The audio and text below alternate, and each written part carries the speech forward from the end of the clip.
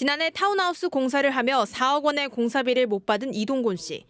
결국 건설회사 대표를 경찰에 고소했고 계약서와 거래 내역서 등 증거 자료를 모두 제출했습니다. 그런데 수사는 6개월이 지나서야 겨우 시작됐고 증거를 다 냈는데도 증거 부족이라며 사건을 무혐의 처분했습니다. 검찰에 전화하니까 불성실로 사건이 종결됐다고 그러고 경찰한테 전화하니까 자기 마음이라고 그러고 어디 하소연할 데도 없고. 결국 이 씨는 변호사 자문을 받아 이의를 신청하기로 했습니다. 이처럼 최근 경찰 수사에 대한 민원이 잇따르고 있는 가운데 실제 사건을 조작한 사실이 드러났습니다. 서귀포경찰서 수사과 소속이었던 이 경위는 고소고발인의 동의 없이 사건을 임의로 반려한 것으로 경찰 수사 결과 확인됐습니다.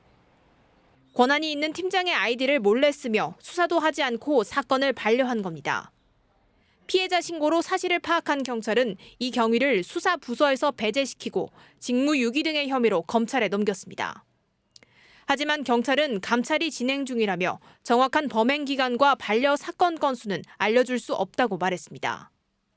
한편 서부경찰서 소속 한 수사관도 3년 동안 사건 10여 건을 반려해 직위 해제된 사실이 최근 재판을 통해 드러났고 서귀포경찰서 소속 교통경찰관도 14건의 수사 기록 조작으로 적발됐습니다.